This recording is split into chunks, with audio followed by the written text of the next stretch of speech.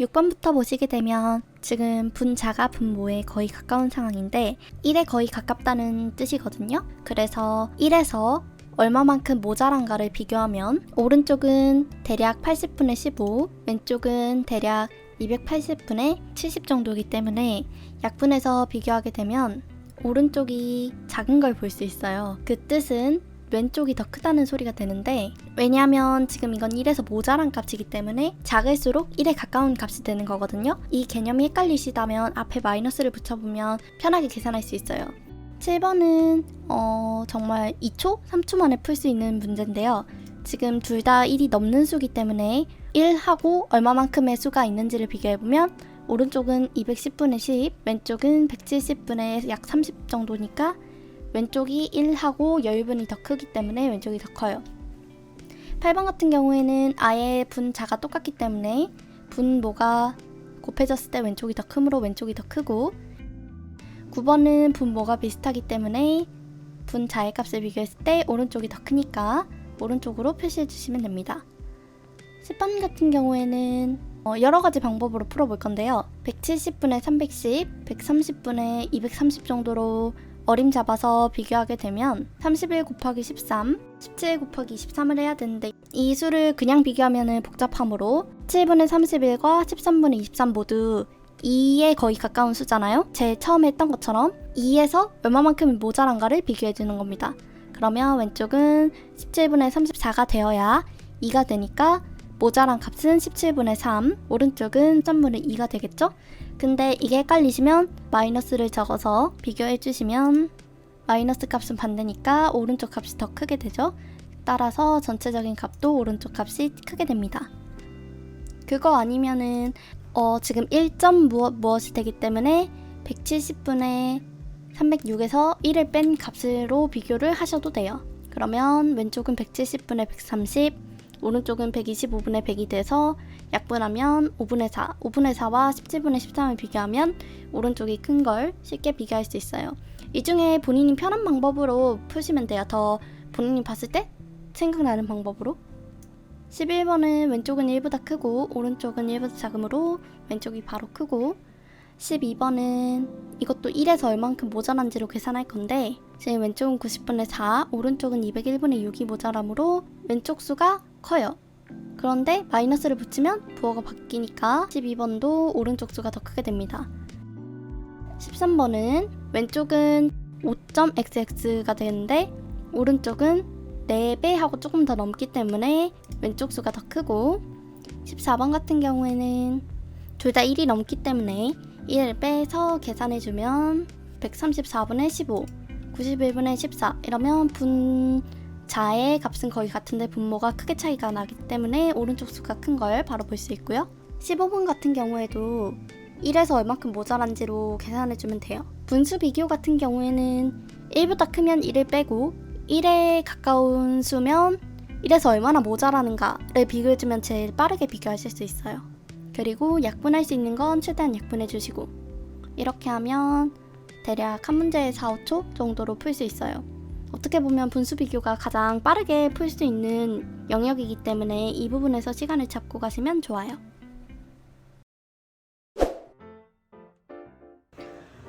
첫 번째는 비타민 공부 방법이랑 하루에 공부를 몇 시간 하는지, 또 비타민을 언제부터 잘 하셨는지에 대해서 질문 제일 많이 주셨는데, 공부 방법부터 얘기 드리면 어떤 문제에 어떤 스킬을 적용해야 되는지 모르겠다고 하시는 분들이 진짜 많았어요.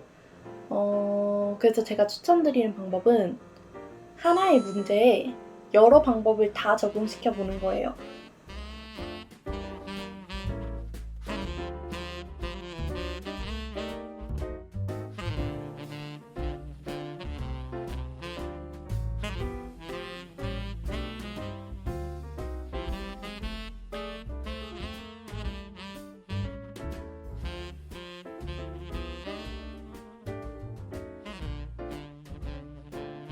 이렇게 제가 알려드린 여러 가지 방법들을 한 문제에 다 적용해서 보시면 이제 그 데이터가 많이 쌓이면 이런 비슷한 숫자는 이렇게 비교하면 될 것 같은데가 자동으로 문제를 보면은 떠오를 때가 많거든요. 근데 문제 한 개에 꼭 하나의 방법만 적용해야 되는 건 아니어서 이게 연습을 하다 보면 이건 뭐 여사건으로 풀어도 될 것 같은데 이러면 바로 그냥 여사건으로 풀어버리고 이거는 증가율로 풀어버리면 될 것 같은데 이러면 증가율로 풀어버리고 이러면 돼요. 정답은 없기 때문에 그냥 본인이 문제를 봤을 때 그 여러 가지 방법 중에 한두 개가 확실히 떠오를 수 있도록 연습을 하시면 좋아요. 그리고 하루에 공부 몇 시간 하는지, 이거는 비타민을 얘기하는지 아니면 전체 공부를 얘기하는지 모르겠는데 비타민 Q&A니까 비타민만 놓고 얘기를 하자면 취준 비수기라고 하나요? 하루에 하나씩 그냥 가볍게 푸는 것 같아요. 가끔 많이 풀고 싶은 날에는 하나 두 개씩 풀기도 하고 그냥 꾸준하게 손풀기용으로 푸는 거지 감각 유지용으로 저는 푸는 것 같아요. 비타민 언제부터 잘하셨는지, 이건 저도 지금 제가 막 엄청 잘한다 라고 얘기할 정도는 안 되겠도 조금 빠른 편이니까 이렇게 언제 됐냐고 물어보시면 제일 처음엔 저도 리드워크랑 리드워크였나? 그러니까 처음에 그 위에 두 개가 많이 떴어요. 근데 이제 꾸준히 하루에 하나씩 꾸준히 푸니까 처음에는 저는 다 계산했어요.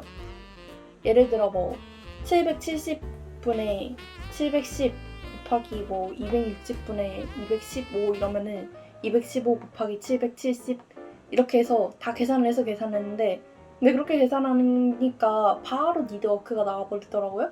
그래서 이거를 그냥 비교만 하는 거니까 이렇게까지 자세하게 풀 필요는 없겠다라고 생각을 하고 약식으로 풀기 시작하니까 시간이 빨라졌어요. 언제부터 잘 했냐고 하기에는 노력하면 되는 것 같습니다.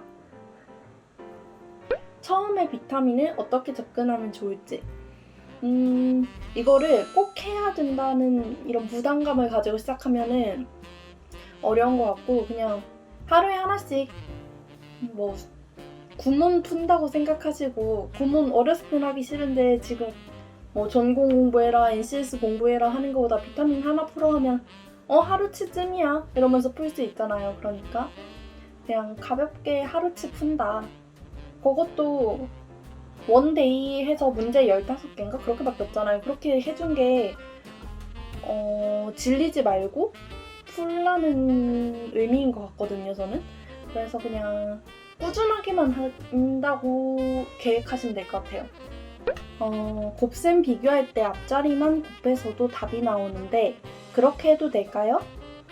어지간하면 그렇게 해도 돼요. 왜냐하면 보통 비타민에 있는 곱셈은 4자리 곱하기 2자리인데 앞자리만 곱해도 상관없는 게 하나 둘 셋 4자리가 있으면 앞에 2개 땡땡 곱하기 땡땡 이렇게 되면은 4자리 수랑 2자리 수를 곱하는 거니까 6자리가 넘어가요.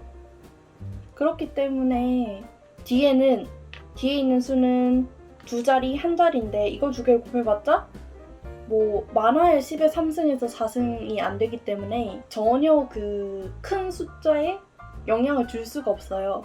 그렇기 때문에 앞에 2자리만 비교해도 상관이 없는 거예요. 근데 만약에 앞자리가 똑같다, 그럼 이제 그 뒷자리로 판단해야 되기 때문에 더 자세히 계산할 필요는 있지만 뭐 앞자리부터 차이 나면은 뒤에 수가 아무리 뭐 발버둥 쳐봤자 앞에 수를 바꿀 수 없기 때문에 상관없어요.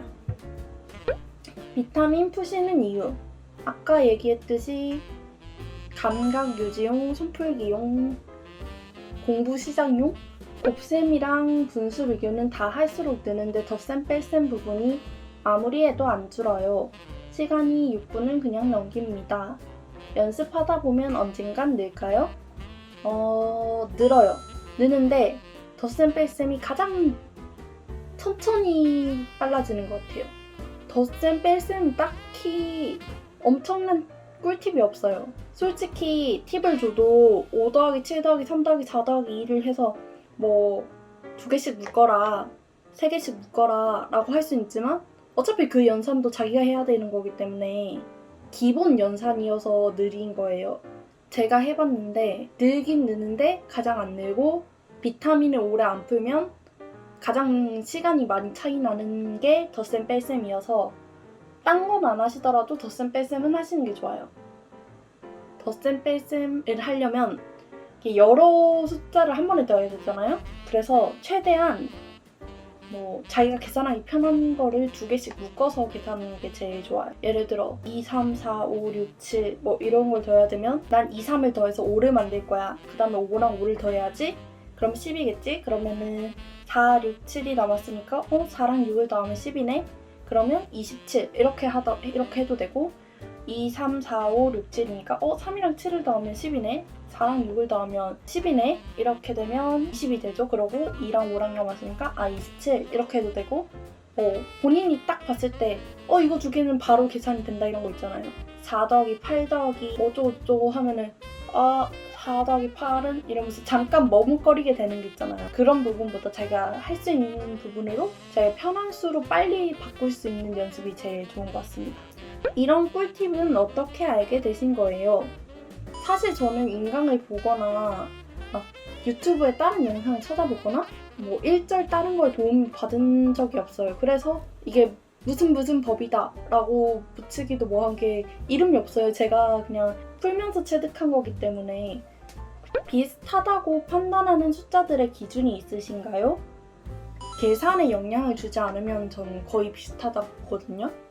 제가 숫자를 볼 때 이거랑 이랑 비슷하니까 이거끼리 곱할게요 막 이렇게 하는 경우가 있어요.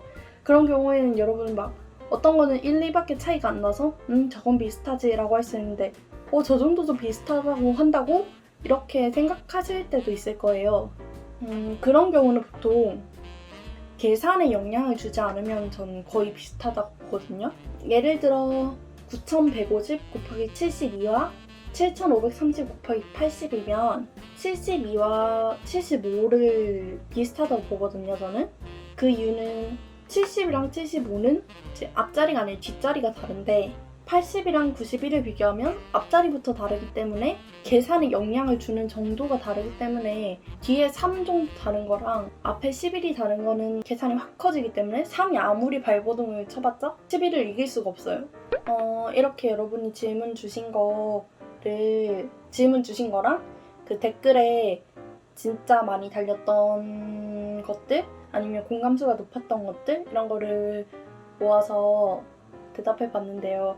이렇게 얘기하니까 너무 부끄럽고 이거 외에 다른 질문 주신 거는 답글을 달아드리던가 아니면 질문이 더 많아지면 다음 Q&A 영상으로 들고 오겠습니다. 안녕.